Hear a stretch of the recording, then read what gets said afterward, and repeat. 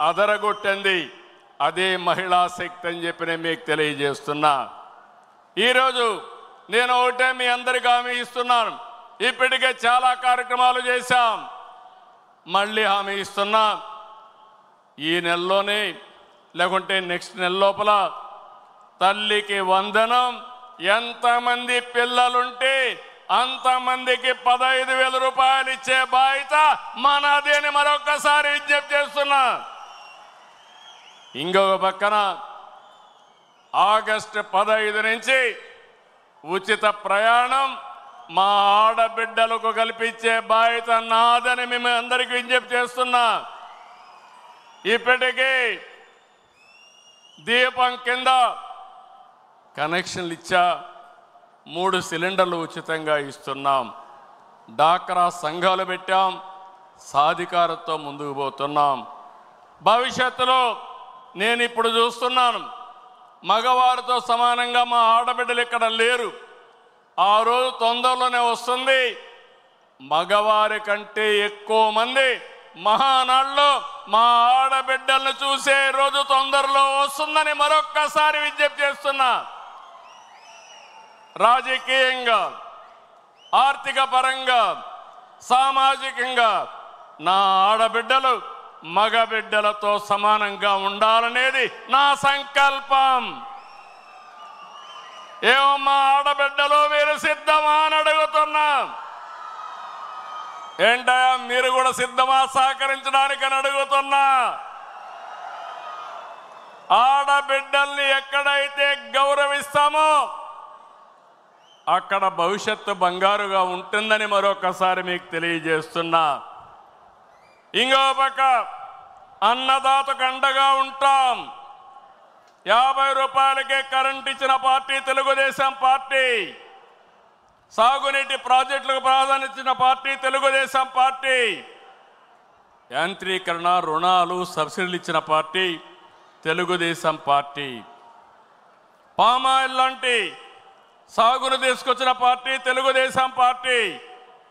30 సంవత్సరాల కంటే ముందు రాయలసీమని సస్యశ్యామలం చేయాలని మైక్రో ఇరిగేషన్ తీసుకురావడమే కాకుండా 90% సబ్సిడీతో ఇచ్చిన పార్టీ తెలుగుదేశం పార్టీ.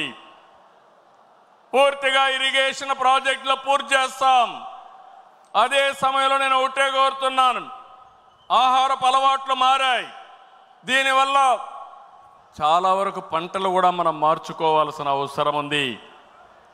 సాగు పద్ధతులు మారాలి. ఈరోజు మనం ఆలోచించేది ఉత్తరాంధ్రలో ఏజెన్సీ ఏరియాలో అరకు కాఫీ చూస్తే 20 ఏళ్ల మునుపు ప్రారంభించా.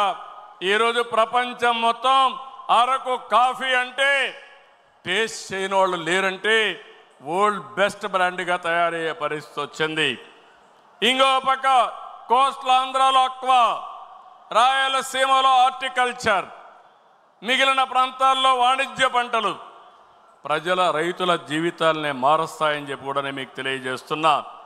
ఉత్తరాంధ్ర ప్రాజెక్టులు పూర్తి చేస్తాం, పోలవరం పూర్తి చేస్తాం, సీమలో ఉండే ప్రాజెక్టులు పూర్తి చేస్తాం. పోలవరం బనకచర్ల పూర్తి చేసి రాష్ట్రం మొత్తం సస్యశ్యామలం చేసే బాధ్యత మనం పెట్టుకుంటామని చెప్పి నేను మీకు తెలియజేస్తూ, అన్నదాతకు ఇవ్వాల్సినటువంటి 20,000 రూపాయలు కేంద్రం ఇచ్చేటప్పుడు మన వాటాగా 3 విడతల్లో వాళ్ళ అకౌంట్లో జమ చేసే బాధ్యత ఈ ప్రభుత్వానిదని చెప్పి నేను మీకు తెలియజేస్తున్నాను. రైతుల పంటలకు లాభసాటిగా గిట్టుబాటు ధర ఇప్పించే బాధ్యత తీసుకుంటాం. దీంతో మనం ముందుకు పోతామని చెప్పి కూడా నేను విజ్ఞప్తి చేస్తున్నా. ఇకపోతే యువశక్తి నిర్వీర్యం చేశారు. ఒకటే హామీ ఇస్తున్నాం, యువశక్తి నిర్వీర్యం కావడానికి వీలు లేదు. అలాంటి శక్తిని మీరు చూస్తే, నేను జైల్లో ఉన్నప్పుడు అకారణంగా జైల్లో పెడితే దగ్గర 100 దేశాల్లో 52-53 రోజులు రాజీ లేని పోరాటం చేశారంటే అది నాకు వాళ్లకు నా మీద ఉండే అభిమానం. అందుకనే ఈరోజు నేను ఒకటే ఆలోచిస్తున్నాను, మన యువత ప్రపంచంలో నెంబర్ 1గా చేసే బాధ్యత ఈ ప్రభుత్వాన్ని. డిఎస్సి, ప్రైవేటు ఉద్యోగాలు, గవర్నమెంట్ ఉద్యోగాలు, ప్రపంచానికి సేవలు చేసే విధంగా వాళ్ళలో తెలివితేటలు పెంచి ఆంధ్రప్రదేశ్ రాష్ట్రాన్ని ప్రపంచానికి ఒక హబ్బుగా తయారు చేసి ఈ సేవలు అందిస్తామని చెప్పి కూడా నేను మీకు తెలియజేస్తున్నా.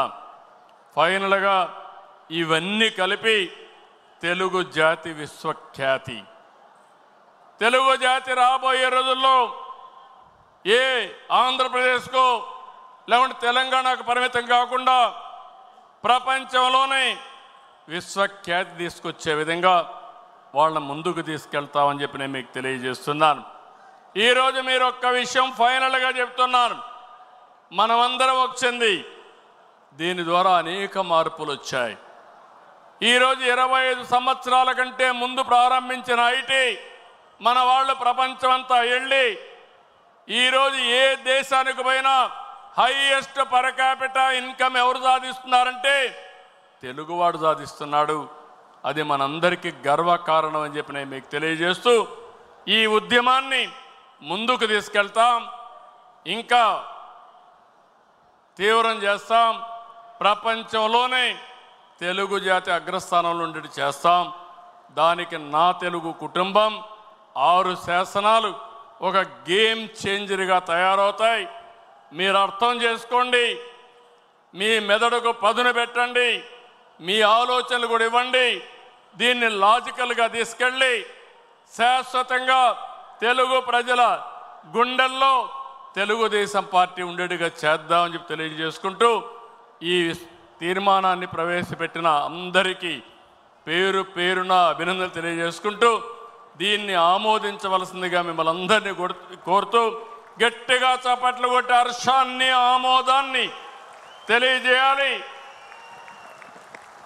ఇది చివరి వరకు మీ ప్రాంతంలో ప్రతి ఒక్కరికి అర్థమయ్యేట్టుగా చెప్పే బాధ్యత మీదేనని చెప్పి మరొకసారి తెలియజేసుకుంటూ చెప్పడమే కాదు అమలు చేసే బాధ్యత కూడా మీదని చెప్పి కూడా విజ్ఞప్తి చేస్తూ సెలవు తీసుకుంటున్నాను.